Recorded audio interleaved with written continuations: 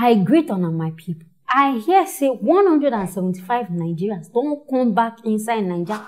And these people, they come from Libya. In fact, these people, they very glad say they don't come back to Nigeria. Because say they can't say where their eyes use they see inside that Libya where they did. In fact, they don't even feel explain them. Most of them talk say as they go there, they just turn all of them to a shower. Most of them turn to sex slave. Most of them, they just go use them for hard labor. On top of it, I want travel for greener pastures, go do hustle. The hustle, they don't know say another thing, they won't go meet for them. My people never see this one, you can follow me, watch.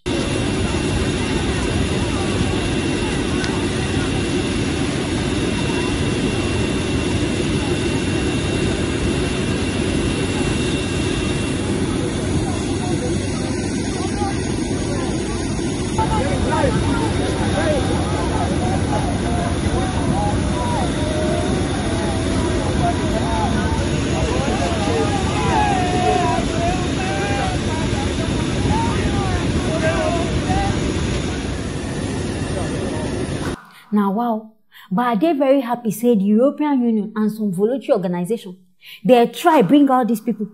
Because to me, make we look up, now so many Nigerians, they there. And make we look up, nobody say their plan, say they won't go Libya. Now, Connie 9, they use to do, they go tell them, it's okay, I bring money, make we carry you travel, go abroad, before you go see. Even plane, you know, go enter. They go carry you, begin, they pass back door. And these people, they go use them, so they go even tire. Now, here one girl, they even talk and say she regrets, say she travel go. Because when she even go this Libya, she be just 17 years old girl. Now, she go there thinking she won't go work. She tell her papa, say, make him papa give her money, she go in and do business. Papa carry a whole 800K give this girl. Not knowing say na to travel this girl go now, they go turn her to Ashawo. Even before they go release her as Ashawo, she got to pay 2 million naira to free herself from there. I beg go to come with the essence say they travel. It means that people when they travel abroad, in fact, they really see things. Now then they go through the hardship. Now why did they always talk and say, stay in your country, the way they fight for another place. If you go, you may not even see and hear. Because for me, these people, they just go kill themselves. Upon us say, use your own money, travel. Some people, they even go there without children now. All of them don't come back with baby for hand. They don't rape them, so they both kill. Now, wow, I beg now, so this Libya be, and people still they talk, say they won't go there, go they hustle. It better good make an open now, ear, listen now. All this abroad, not be everywhere be abroad. Now why they even go to good, better agency? No, they always say they will just say, I bring money and no road. And no road, 9 liters, all these ones, they are matter like this one. So my people, when they travel, making a day very careful and watchful. Make this kind of thing no go happen to one. My people now here, I go end up on this matter. Soon I'm going to go on a short break, but before then, stay tuned for our next story.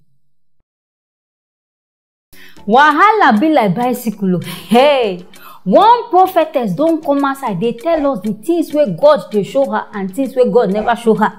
They claim say she don't go hellfire and she get the update on where TB Joshua and Bishop Ben Idahosa where they deal.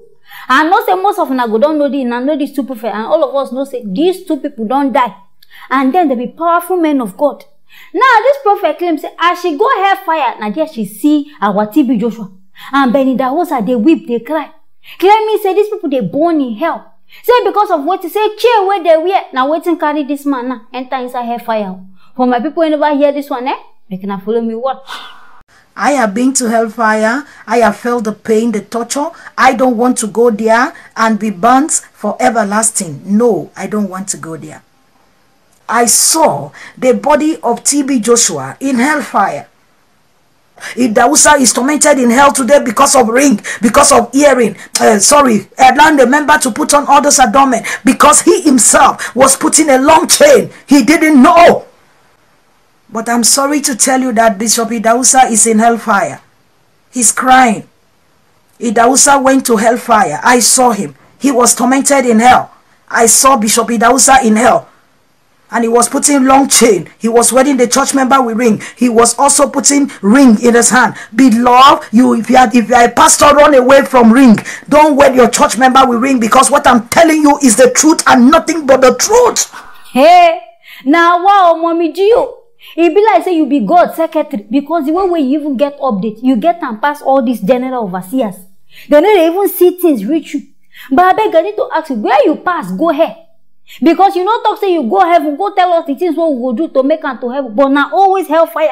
Now you always focus on. And how come you go ahead, they no come detain you? Because the kind lie wey be say they always come they give us. By now, hellfire supposed to even know recruit you. Keep you for there permanently. But this woman, it be like, I don't know the God where they show her things. Because so many things now this woman get problem with. Now she they claim say jewelry, if you want marry, the ring wey be so they use they do the wedding. Say now sin against God. Say make people know you. Say now why men, Pastor Ben, Bishop Ben, they inside here because of that long chain when they wear and ring wey be saying the way. To come what's the word? Now this woman still come as I talk say perfume. Say if they rub perfume, it no good. And say people when they even go church on Sunday say now sin. I can't they want where they we can't suppose go church.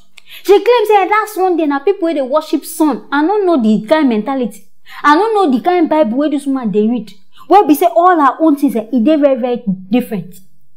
But see we say we call say okay fine and good. Maybe she be deeper life. Deeper life people they suppose holy now they and they break the bone. Talk say even deeper life those of now when they use thread they plate kiko all of na hellfire. Now wow I beg. Which of us go heaven like this? Because as it be like say everybody now inside hellfire now we they go.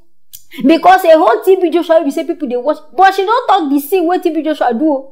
Because if you go look at be out of saying they give people, be now why he said go hell. Because I know if we reason this whole thing now. So everybody now, I don't know the kind of forgiveness we go they ask for God because if like see our sin don't really plenty. But this woman I pity her children and her husband. Because as sure as they follow her lips, they go don't they think about committing suicide. Because this kind of woman there for house, even to brush teeth, if it is a sin. To even wear brush, she complains and sin. So what at all? So now raw people go they tie for body talk say they don't want sin again God. And I trust our Nigerian brothers and sisters, some of them they go they believe saying all this one at all. If you not like we can go kill on ourselves, they believe all this kind. These women are they very certain. Say Colorado and Igbo, now they use to cook for her. Now why if she come outside, she do always hide. You will be say you don't enjoy your life, finish, use bleaching cream, scatter your face. Now you can't decide saying you don't go heaven, you don't go hell. God don't show you something. Auntie, I beg, keep your thing for yourself.